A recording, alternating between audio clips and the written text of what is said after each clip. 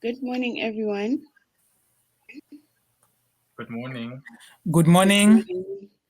My name is Lesego Nkosi, and I serve as a research intern at the Center for the Advancement of Non-Racialism and Democracy at Nelson Mandela University. Welcome to our Neoliberalism and the Left panel. Our panelists for this session include Peter Makaye from Zimbabwe, who will speak on limitations of neoliberalism and the shift to the left in South Africa. Next, we will have Lucas Nkosana Sibuyi from Rhodes University, who will present on From Import, Substitution and Industrialization to Neoliberalism. And finally, we will have Kwesi Matangana, a recent honors graduate from Nelson Mandela University, who will speak on the effect of the investor-state dispute settlement on the domestic regulation of democratizing states. Because we have a 15-minute constraint for each speaker, please refer to the program which has been attached to the chat section and is also available on the conference website to read more about the different topics. Thank you for joining us for this panel, and I hope that you enjoyed the session. We will start off with Nkosana Sibuyi. Thank you. Okay, thank you. Thanks so much, Program Director. My name is Nkosana Sibuyi, and we can certainly start. Could I kindly request that my presentation be uploaded? Basically, I will be looking into I will be presenting on the From Import, Substitution, Industrialization to Neoliberalism. And I'll start off by setting the scene and also later on reflect on the domestic influences and international solidarity, and also subsequently look into the manufacturing decline, which was declining from the 1990s until the late 2010s. And I'll also look at the decline of the ISI economy, that is import substitution industrialization, and also later on reflect on the late apartheid moves towards neoliberalism, and subsequently look into the state asset restructuring, that is looking into the state-owned enterprises, particularly during the neoliberal period. And this will largely look into what I call the big four, which is Armscor, Denel, Transnet, as well as Eskom. And I will conclude with my, make some concluding remarks as well in that respect. Excellent. Okay, next slide, please. Thank you. Basically, my presentation it's premised on the comments that were made by in the industrial strategy research that was conducted in the early 1990s, as it was commissioned by COSATU at the time, and they do indicate that industrial policy is essentially is an endless process of definition and redefinition, and this basically is taken from is quoted from the report Improving Manufacturing Performance in South Africa. That is a report of the Industrial Strategy Project that was conceptualized and written by Joffe, Kaplan, Kapliski, as well as Lewis in that respect. Next slide. And in terms of setting the scene, basically one proceeds from the premise that the discourse, contrary to the widespread view, is associated with the neoclassical economists, proceeds from the premise that countries develop best through free markets. And obviously, this also has links as well to secondary industrialization in South Africa, which rested on what we call extensive state intervention. And this state intervention started around the 1920s, and that South Africa moved from supplying the West with raw materials for manufacturing into developing economy in that respect, as Labi argued as well in 1983. And it was only during the Second World War, almost 60 years after the mining revolution, that manufacturing became the dominant sector in the South African economy. And on the basis of that, we have also witnessed at that time massive state intervention or investment in parastatals like ESCOM, ISCO, which is now currently known as ArcelorMittal, which provided essentials for local manufacturing in that respect. What we need to also note is that at the time, ESCOM does provide, or ESCOM is responsible for 93% of the country's electricity, and ISCO, which is currently known as ArcelorMittal, is responsible for 75% of the total steel production, and Sasol is also a world leader in terms of produced oil and other chemical projects from coal in that respect. And this is also taken from the research that was conducted by Nedbank in 1983.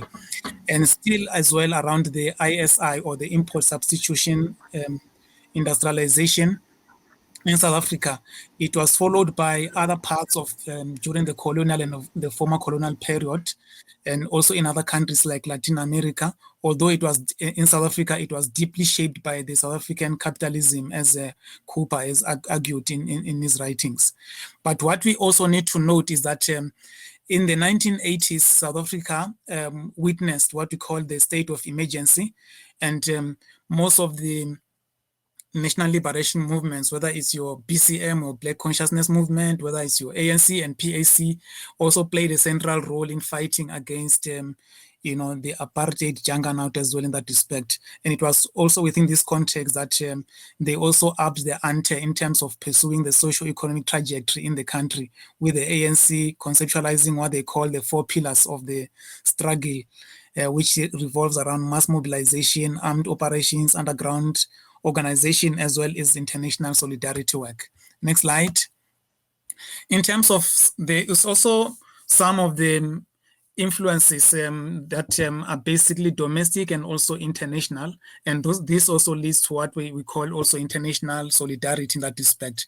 And economists who conceptualize the industrial strategy project argued that the strategic orientations and policy frameworks in South Africa, as well as the policy possibilities, shaped the industrial policy of the country. And that's part of the reason why they concluded that industrial policy is an endless process of definition and redefinition.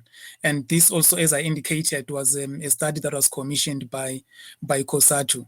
And likewise, the ISP, which is the Industrial Strategy Project, noted that the South African landscape of the immediate past is strewn with policy projects, some of which have made little impact, and others have remained central to policy development, and yet others have enjoyed a glorious burst of publicity, and some of them obviously fizzling into oblivion as well in that respect.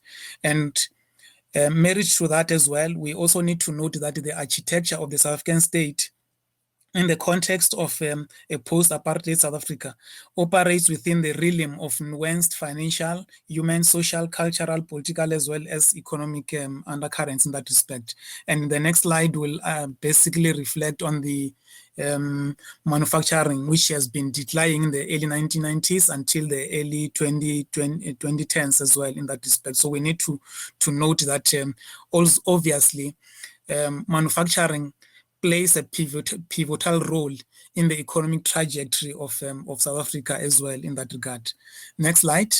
So in the next slide, I'm merely reflecting on the decline of the industrial, the ISI economy, that is the import substitution industrialization, and taking into account some of the developments around the 1960s. There was a substantial economic boom in South Africa, although there were also some of the weaknesses that played themselves out as well in that respect, which have seen, what has happened during the Sharpeville massacre around, the 21st of March in 1960. Although at the time, South Africa's economic, trajectory was booming in that respect, with a GDP growth rate of 4.5% from 1948 until 1991 that we need to take note of. And South Africa had also established a place in the world trading system. And around the 1970s, that's when we also witnessed the decline of the import substitution industrialization, that is the ISI decline, because this ultimately has also seen unemployment which soared at the time, and also inflation rising as well to a remarkable degree. And Guillaume, Sol and Gelb, as well as Black and Munch, they do also indicate that the gross national product declined from 5.8% in the 1960s to 3.4 in the 1970s and 1.5 as well in the 1980s. And in the 1980s, manufacturing was equally declining, as I alluded to it as well in the previous slide that I alluded to earlier on, primarily because in fact, this also in the view of Sol and Gelb, they argued that this constituted what they called an organic crisis for the country, because manufacturing at that time had seen had become one of the key stimulus in the country's expansion. And in the 1990s, obviously, most of us will be keenly aware that with the unbanning of political parties in the country, we have also seen and observed a change in terms of the approach, in terms of the macroeconomic growth of the country. And this was also informed by the work that was done by the MEG group. And during that time, the TFPG fell from 10% around 1984 and as well as around 1980 in that respect. And here we are now in the post-apartheid era. We need to note that the ISP, basically the Industrial Substitution Program, has basically rejected ISI as a big, failure, That is the industrial, strategy project, as President Wood as well as argued. Next slide.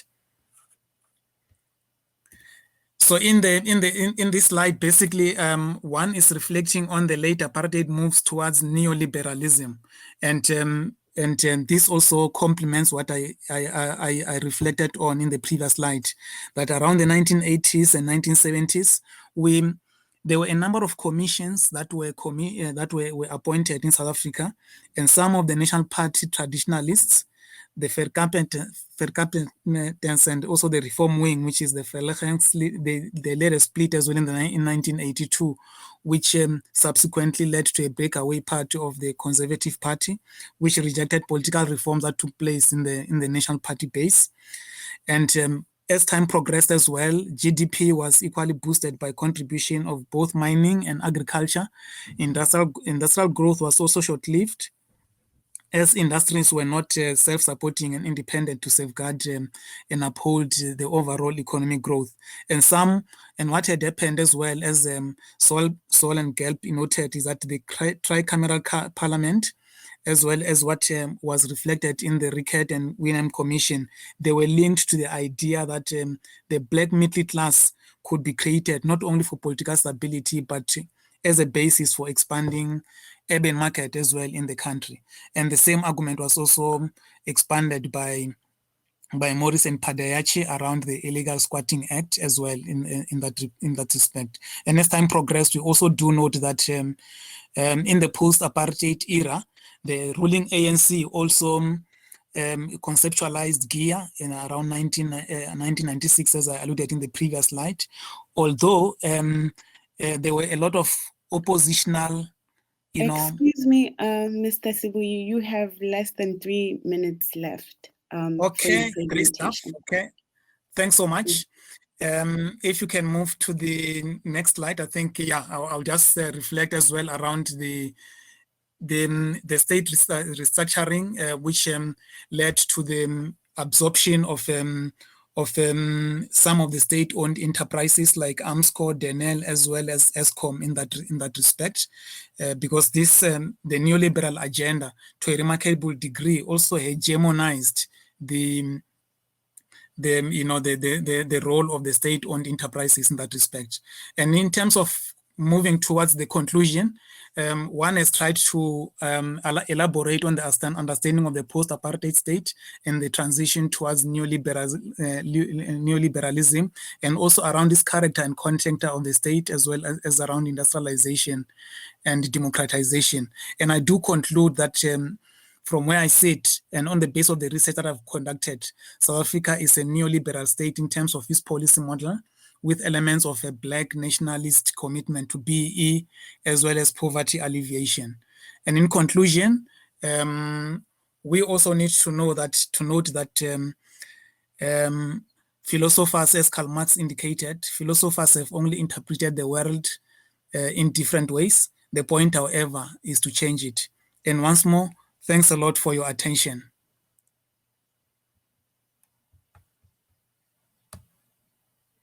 Thank you very much, Mr. Sibuyi, for your presentation. We'll have more time to ask you questions about South Africa's state and its journey towards neoliberalism in our Q&A section.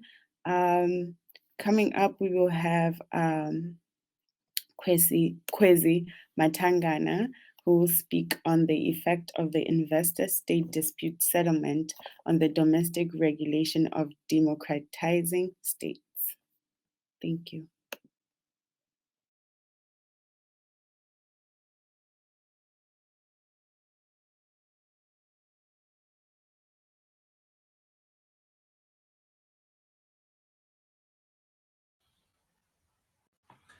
Good morning, ladies and gentlemen. My name is Kwezi Matangana. The paper today is entitled The Effect of the Investor-State Dispute Settlement on the Domestic Regulation of Democratizing States. I first came across the Investor-State Dispute Settlement, or the ISDS, in a book by Guy Standing called The Corruption of Capitalism: Why Rentiers Thrive and Will Not Pay. In this book, Guy Standing contends that there is a lie at the heart of global capitalism, that politicians, global bureaucrats, and financiers claim to believe in free competitive markets, but have constructed the most unfree market system ever made. More than that, Guy Standing states that the global system allows capitalists to create rental income from almost every aspect of our lives. He makes the use of multiple examples in which capitalists are able to make income, and this debt, studies, patents, trade and investment treaties, and the ISDS, to name a few. The ISDS, by the way, falls under trade and investment treaties. In his example on how capitalists make rental income through patents, he says they do this by privatizing publicly funded knowledge. For example, private pharmaceutical companies will use publicly funded knowledge from universities as a foundation to invent a pharmaceutical product that they can patent and profit from. Meaning that if one wanted to use the intellectual property or the invention of the pharmaceutical company, they would have to pay licensing fees. That's a form of rental income, according to Guy Standing. But what struck me the most in this book was the ISDS. Miselo Freedom Kumba says that the ISDS is a dispute resolution forum where qualified investors have been empowered to initiate arbitration proceedings against countries that they deem to have broken an investment agreement. This dispute resolution forum operates outside of the host country's court system and has a supposedly neutral panel of legal experts in which the outcome of the proceedings is binding. In simpler words, multinational corporations or private investors are able to sue governments, and there isn't much they can do about it as they have signed international investment treaties. Martin Carras says that the rationalization of the ISDS is based on two assumptions. The first one is that neoliberal theory of development, which states that foreign direct investment is the main driver of development. The second assumption is the home bias that claims that domestic courts will favor the host country against foreign investors. So these treaties are usually filed under the International Center for Settlement Disputes run by the World Bank, of which the World Bank is situated in Washington, D.C. in the United States, or they're filed under the United Nations Commission of International Trade Law in Vienna, Austria, or under the Permanent Court of Arbitration in The Hague, which is in the Netherlands. And what you'll notice about these countries is that they are all first world countries. What interested me the most in the ISDS is the relationship with democracies, especially countries that are still undergoing the democratization process. So what is democratization? In defining democratization, it is important that we make a distinction between liberalization and democratization. These are two seemingly interchangeable terms, but they mean two completely different things. Liberalization is a set of actions where an autocratic state makes a few changes that are less oppressive. This may include the decrease in media censorship, the releasing of political prisoners, or having more tolerance for opposition. And these three things are something that you find in democracies. For example, there's less media censorship in democracies. There are almost no political prisoners, and also there is more tolerance for, in fact, there's not even tolerance, there's an acceptance for opposition. So democratization is inclusive of liberalization, but extends itself to a wider political process of competitive, free and fair elections, the establishment of independent democratic institutions where there is a separation of powers, and the protection of civil liberties and human rights. Essentially, democratization is a transition, which means that the time it takes for a state to fully democratize is variable. The process depends on factors such as history, context, culture, and forces at play in the democratization process. Also, transitions may begin but may never be completed.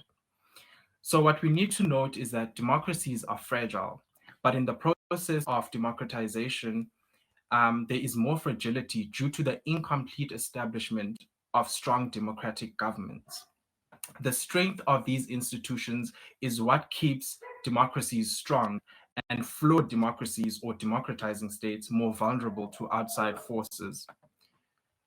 This means that any breach of sovereignty during the phase of transition is likely to weaken the process or even reverse it.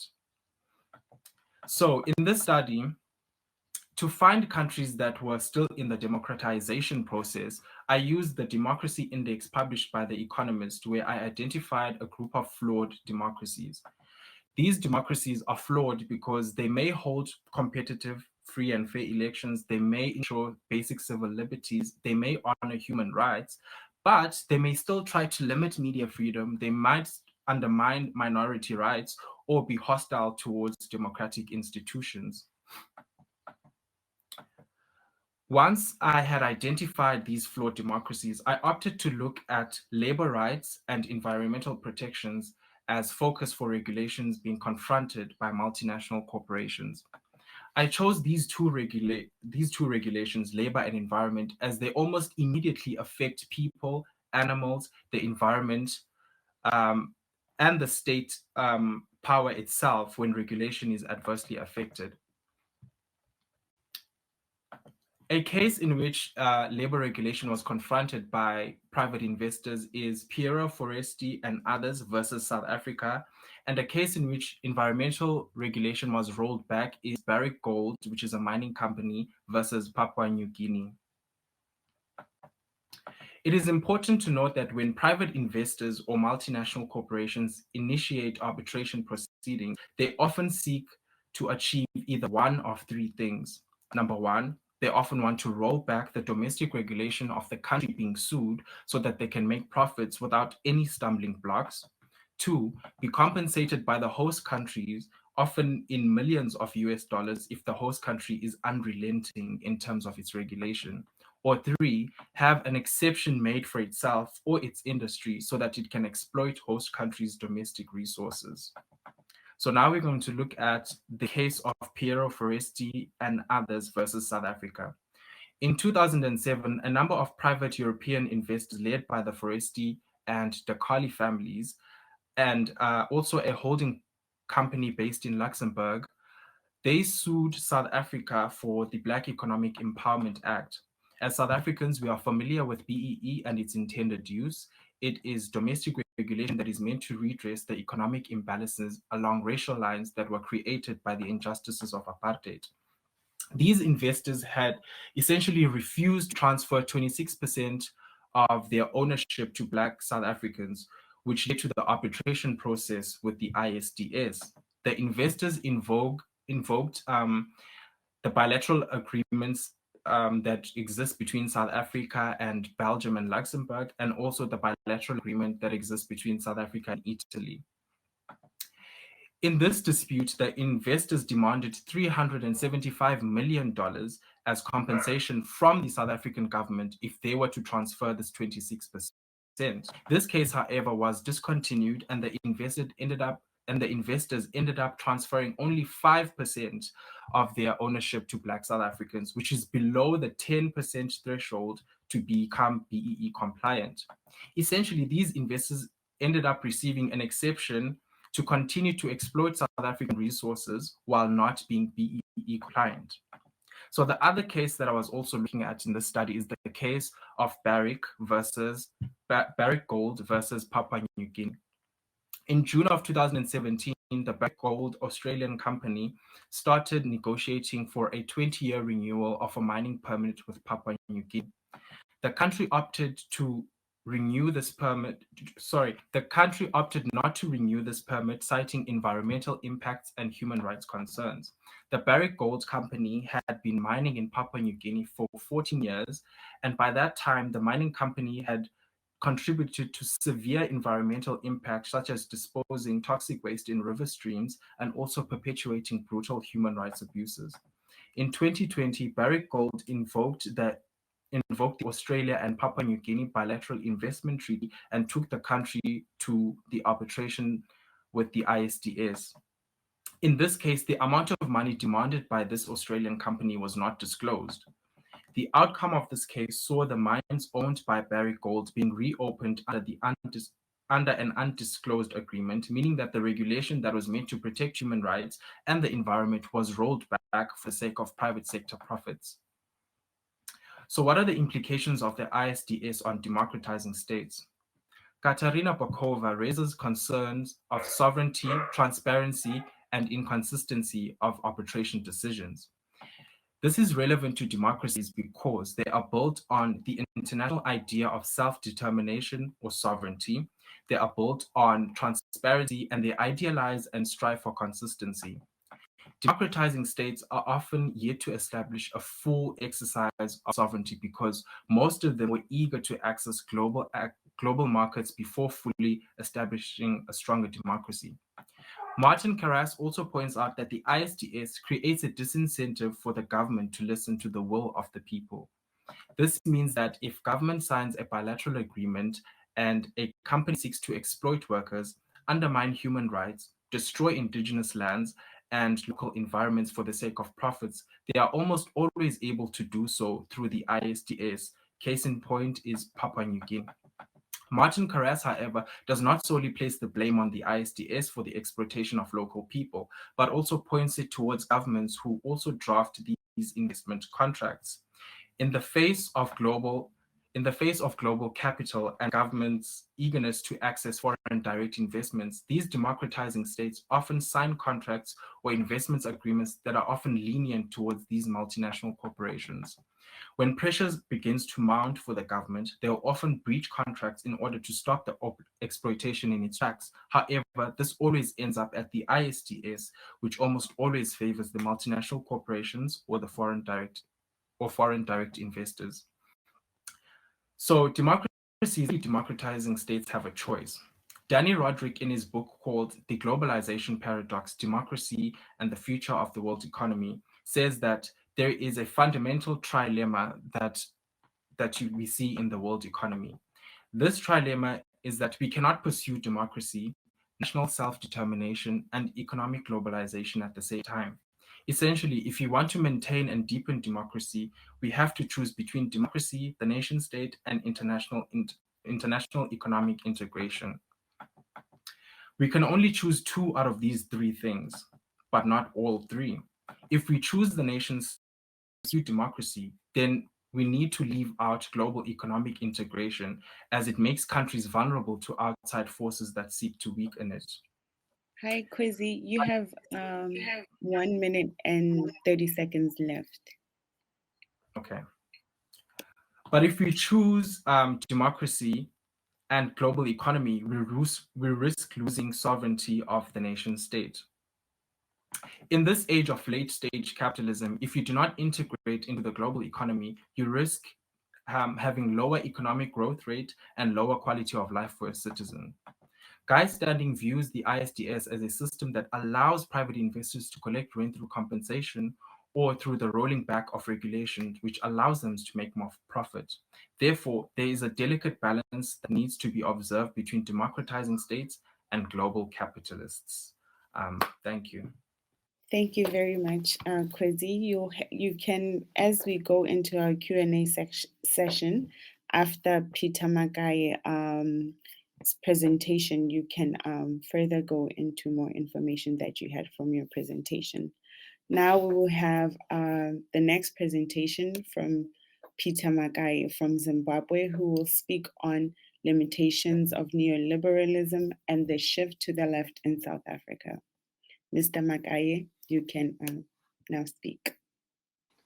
The title of my paper is Limitations of Neoliberalism and the Shift to the Left in South Africa. Can we move on to the next slide, please? My presentation is structured as follows. I will state the central argument first, and then move on to the problem statement, the theoretical underpinning of the paper. Then I explain the reasons for the adoption of neoliberalism in South Africa and when that neoliberalism was adopted. And then I discuss the limitations of neoliberalism and then try to present evidence of the shift to the left and wind by giving my concluding remarks. The central argument that I wish to advance is that for there to be sustainable peace and stability in South Africa, a shift to the middle of the road is necessary because of the limitations of neoliberalism to equitably distribute the fruits of independence. It has failed to bring about social justice.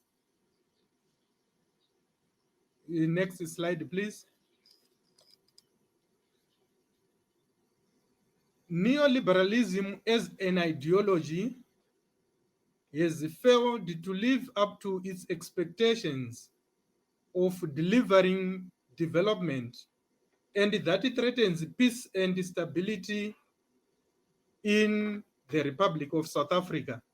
In other words, neoliberalism has worked for South Africa to a limited extent, and I will endeavor to show how that has been the case.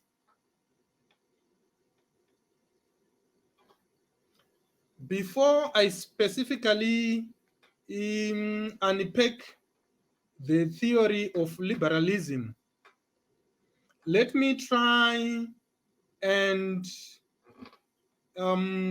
discuss a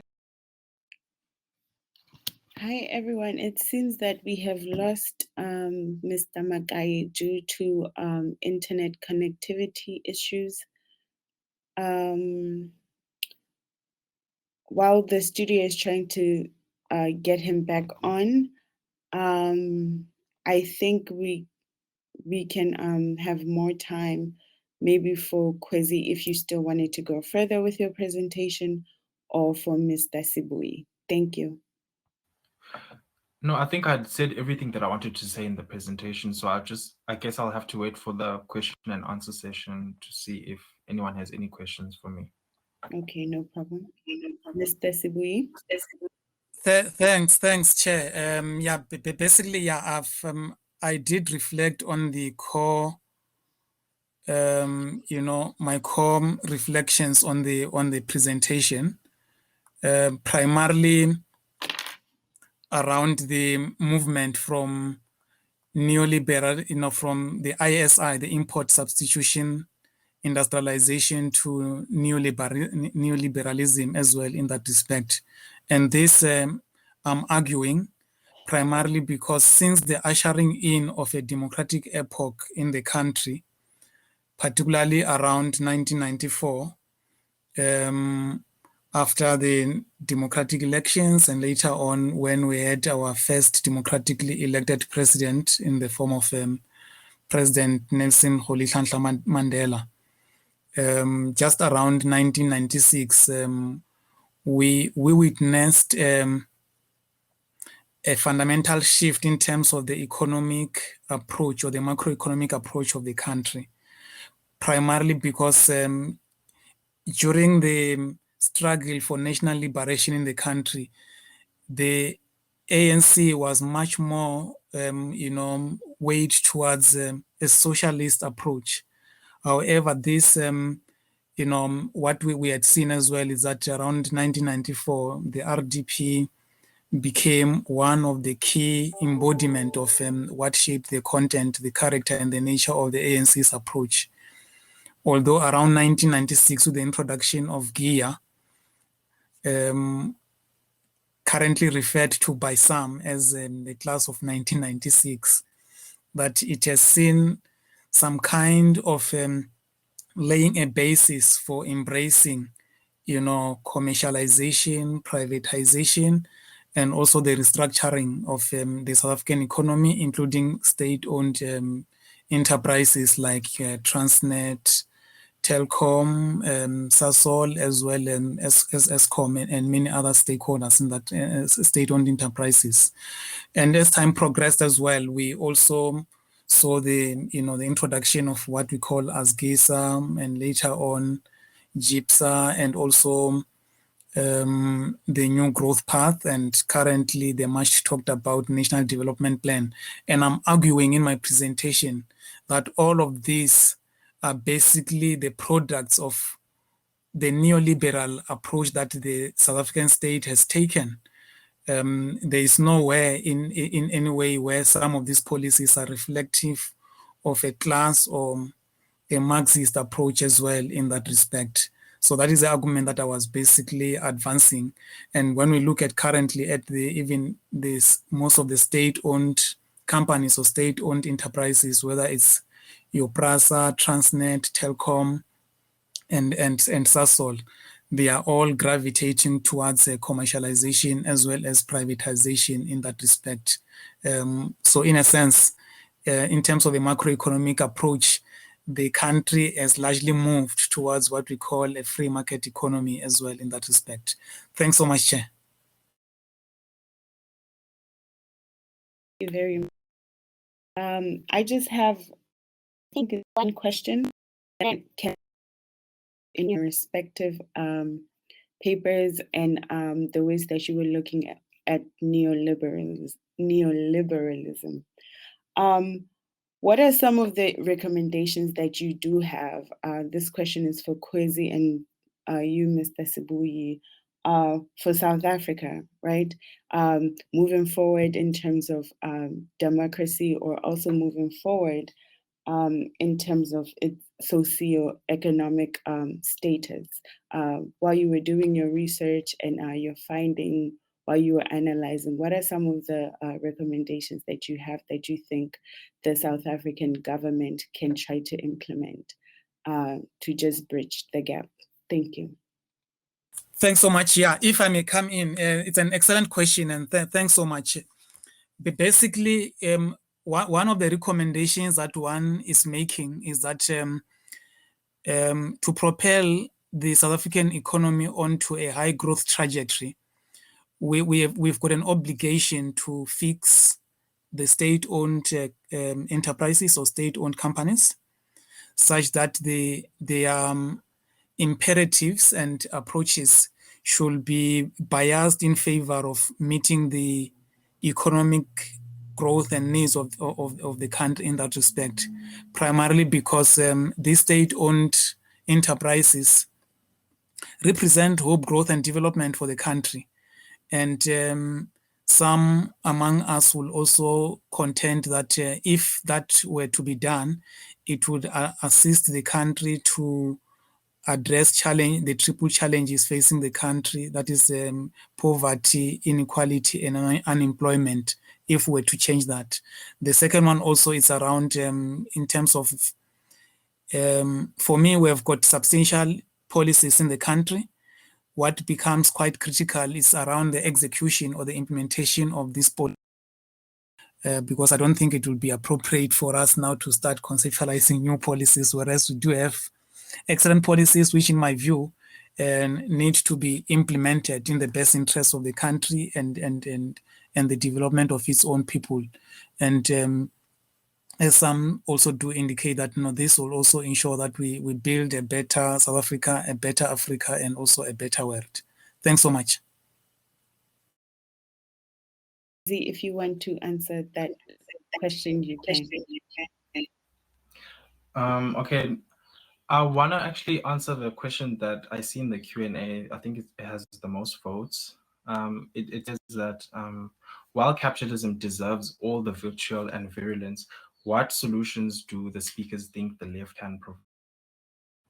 So my stance personally on capitalism is that so long as it exists, we will continue having we continue seeing the exploitation of the vulnerable, the exploitation of the environment, the exploitation of the poor, the exploitation of labor. So the goal for the left, I guess, will have to be that chip away at capitalism. Every small step is important to chip away at capitalism until we can find an economic system that is not only humane, but provides economic stability, for countries. And my concern in my research was like democratizing states. So I was looking at countries that are not yet full democracies, because full democracies are often countries different things, and that will be participation in elections, that will be good regulation, like regulation that does not openly exploit people. So like there are many factors that create a full democracy. But then in terms of democratizing states or flawed democracy, yes, we might have human rights, we might have a constitution that protects people in terms of social ills. But when you look at the economy, or because they have capitalism, they often don't have good regulation policies that really fight against multinational corporations or fight against capitalism itself. So I think moving forward, we would have to really find solutions that really chip away at capitalism. And I think one of my focuses right now in terms of like chipping away at capitalism is how we actually organize businesses, how we actually organize especially small businesses. Right now, in terms of how we organize businesses, whether it's actually large or small businesses, we tend to have kings and queens in the workplace. And by this, I mean bosses. The funny thing about modern day society is that we will vehemently discourage dictatorships in society. Like, for example, we would not stand if South Africa suddenly became a dictatorship. But at the same time, we accept that when we go to work, we accept that when we go to the workplace, because there are kings and queens in the workplace and those are bosses. And what happens when we have an economic system like that? We have profits that are only being concentrated at the kings and queens, and the peasants, for the lack of a better word, which are the workers, get the crumbs in the end. So if you don't do this at a micro level, so for example, when we start small businesses, if you don't do this, then essentially we are creating an entire economic system that only benefits the small sector in society and leaves the rest of the people outside. So I think that we need to start small, at the small basic level. If anyone's watching here who's trying to start a business, then they would have to seriously look at something like that if they themselves want to see a much more equitable society. So yeah, that's my point at the moment. We have another question here from Trevor Wani, who asks, how has neoliberalism affected ESCOM? Is this related to the electricity crisis in South Africa today? And what are the challenges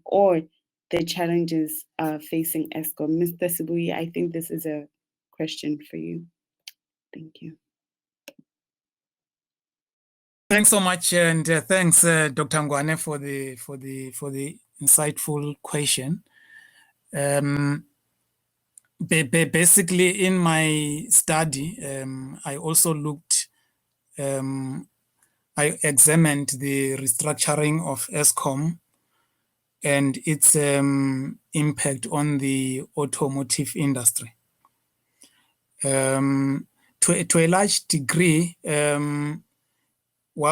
all the macroeconomic policies that we have in the country,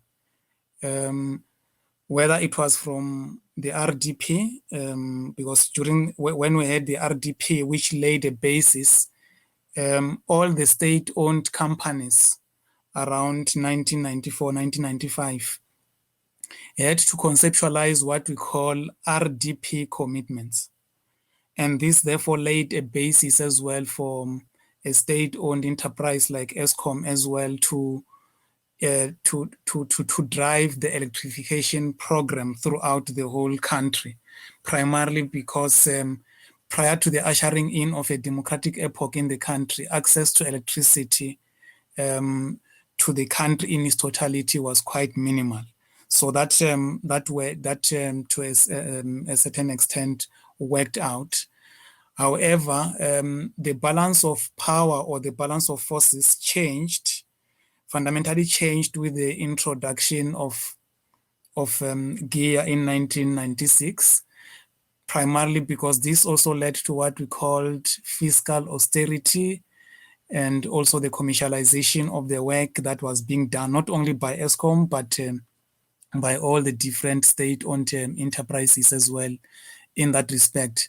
And this, to a large degree, also crowded out some of the great work that was being done by all the different state-owned enterprises, including ESCOM in that respect.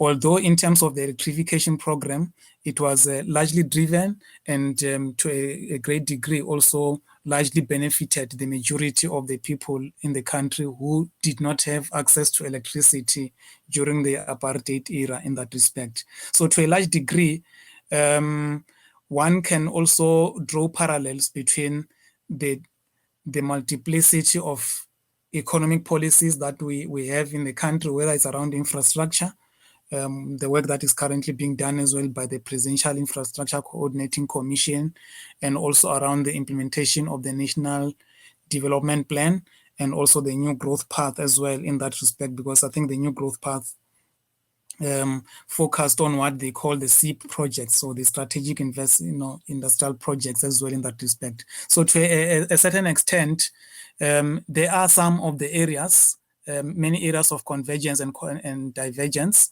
There are some benefits of some, in some other instances of the economic policies that the country has conceptualized since 1994, while at the same time there are also serious weaknesses, as I also alluded as well, to issues relating to fiscal austerity, which is also currently affecting the country and also some of the state-owned enterprises in that respect. If we now look at what had happened as well at the SABC, South African Post Office, Denel, where even some of the staff members couldn't even be paid their salaries, partly because some of this we are made to understand it's a product of what had happened as a result of the corporate capture or the capture of the state as well in that respect. So there's a multiplicity of many factors as well at play in that regard. Thanks so much. Thank you very much. We have a comment from Togozile Madonko, who says that I would be curious to hear the speaker's views on the argument being made by Yanis Varoufakis that capitalism has become techno-feudalism that is fast undermining the democratic project globally. Togozile also shared the article in our chat section, which is on the right-hand side panel. And if you have any views on the comment that the democratic project is being replaced by techno-feudalism, you can make a comment or suggestion or recommendation. Thank you.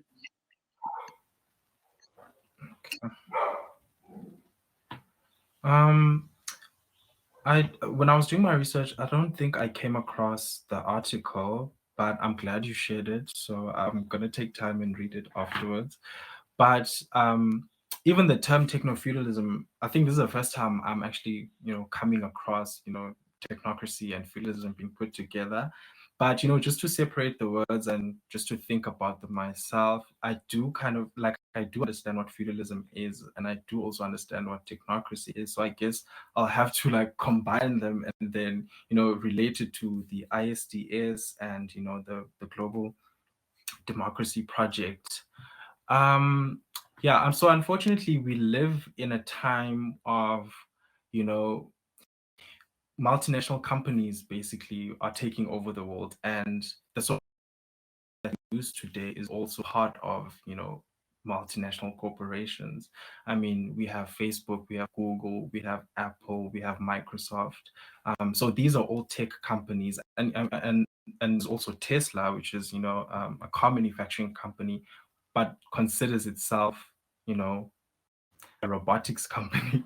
So what I'm essentially trying to get to with what I'm saying right now is that, unfortunately, as capitalism continues to take over our lives, so will these companies.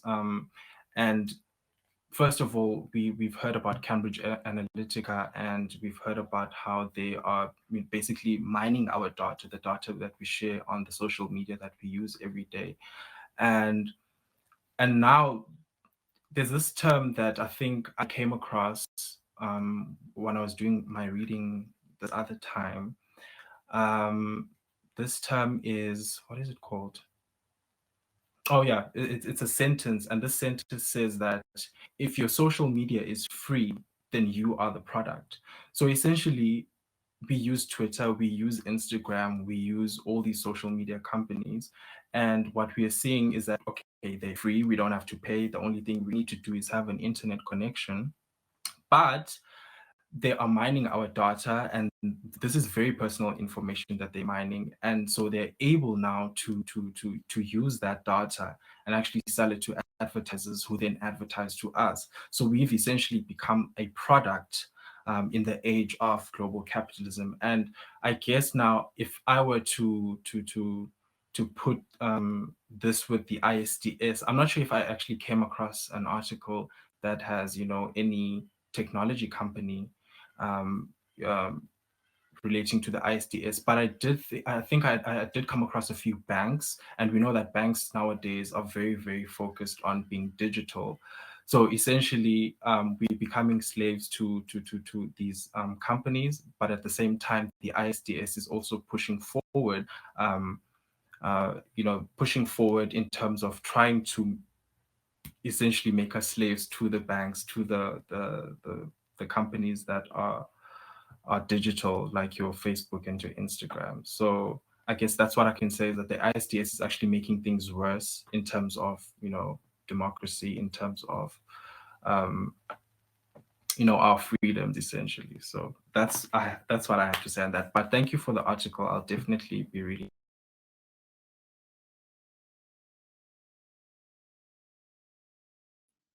Thanks, Thokozile as well for sharing the with us. One will certainly find time to devour it, and it will also expand one's understanding of of the current dynamics as they play themselves out. Primarily because when we look at feudalism and also capitalism, these are also some of the ideological constructs that I call them isms in my abstract for this conference, because when we look at feudalism, for instance, it was one of the social system that was preponderant, particularly in medieval Europe, and around the mobility that was held around lands as well in general. And we look as well at issues relating to capitalism as well, and socialism, and also the when we also look in South Africa as well, some of the issues that are also alluded to as well at some stage. So definitely one will find time to certainly go through the article, and yeah, I believe that it will be able to enrich one's appreciation and also an understanding of the dynamics as they are raised. Chair, I do note here that Mr. Makaye is saying that power has been restored and is back. Maybe we may need to give him space and time to complete his presentation. Thanks so much.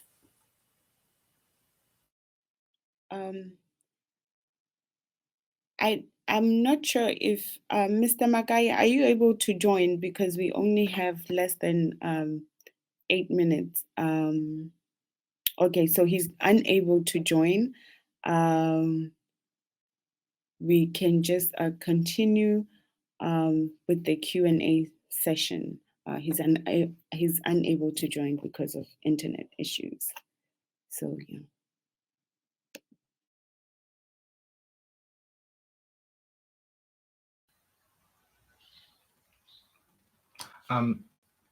Is interested to read his paper, please let us know. And I think our technical team will make it available to us. Thank you. Sorry, there is a question in the Q&A section that says the left is most often fighting a losing battle as it tries to work within a capitalist state. Do the speakers support a revolution? That is, I was smiling actually earlier on because I was reading this question, and I think it's a very, very interesting question, and I've actually thought about it myself a couple of times. But by revolution, what exactly do you mean by revolution? Do you mean a violent takeover of, the state? Do you mean the way that we live right now? How do we fundamentally change that? So I've actually, battled with this question quite a lot, because in my earlier days, I was more of the person who was like, you know what, let us just take up arms and, and go against the states. But then, if you look at what happened, for example, with the July unrest that happened in South Africa, one thing that I did notice is the strength of the state, right? Yes, the unrest really unfolded very, very quickly, and it was at some point uncontrollable. And then what I noticed that though is that, first of all, for you to even have a revolution, if you were to spark a revolution of that nature, you would have to have unity within your state, within your country, or within your society. And I think what we saw in South Africa in July was that there was a lot of disunity. There were quite a lot of people who were obviously capitalists who live in fancy parts of Sandton. So obviously those people who have it well under this capitalist system would not be part of this revolution. And then we have the people who are in the so-called middle class, who, for them, what was happening in July was an inconvenience, in the sense that now they couldn't go to the store to buy bread. Now they couldn't go to the store to get basic necessities. And essentially the people who are at the ground, who are the ones, going through stores and ransacking them were the ones, who were doing all of this. They were the only ones. Essentially, they were on their own because they know what it's like to struggle for food. They know what it's like to struggle for, basic necessities. So if there is no unity between at least the working class or the poor people and then the middle class, if there's no unity, if the middle class is not on board, then I think it will be very, very difficult for us to have, a violent uptake of arms or a violent revolution, the one that takes over a state. But I do believe that there's another form of revolution that we can take if we were to pursue, and I think we should. And again, I did mention it when I was speaking earlier on, is the idea of, revolutionizing how we actually organize our businesses. And I think for me, what speaks to me right now is how is democratizing the workplace, is to make sure that we don't just keep democracy for for political society, but we also take it to the economic side of society. And of course, again, we'd have to bounce off a few ideas of how that happens. But essentially, democratizing society would mean that we eliminate the bosses, having bosses in the workplace, because again, that's a form of dictatorship if you've been really Hi, honest. Kwezi. Just a quick interruption. Please note we have less than 4 minutes. So if you have any last words, or we can give Mr. Sibuyi just a little bit of time to just say his last words, you guys can do that. We have 3 minutes. Thank you. Okay, no, then I'll just conclude this point. That okay, I think the biggest revolution that we can do right now is to actually really reimagine how we operate in the workplace. We really need to democratize how people, like for example, we just need to level the playing field in the workplace and not have a group of directors and not have a group of investors and bosses being able to hoard the profits that the business makes, because again, for the business to even work, we need the workers. So those workers need to find themselves also being equally compensated for their work. So I think that's the closest thing to a revolution we can actually do right now. Thank you. Thanks, Chair. I will come in and thanks, Kwezi, as well. Quite insightful presentation as well. And as one is pondering on the conclusionary remarks, perhaps one must draw from Frantz Fanon, in his book The Wretched of the Earth. He does also argue that there comes a time in the life of humankind where we've got only one option or two options to either submit or fight. And this is also linked as well to revolutionizing, the environment within which we work. And when we look at what played itself out as well in July in the country, perhaps that was also one of the reflection of the actions that some of the people have taken, but obviously that was informed by different historical and material conditions as well in that respect. So in conclusion, I think one must just also indicate that I think I did also indicate that Dr. Makaye would also wish to also have access to his presentation, such that all of us could be able to expand our horizon and also have a better understanding of the nature and the character of the presentation that he was making. But one also enjoyed having participated as well in this conference, and thanks so much, Program Director. Thank you very much, Mr. Sibuyi. Thank you, Kwezi, and also thank you to Dr. Makaye. Even though your time with us was interrupted by internet issues, thank you so much for just a wonderful discussion on neoliberalism and the left. And thank you for the recommendations that we know that we can take into our daily lives. Just thank you for a great discussion. And yeah, I think now we'll go into the next part of the conference.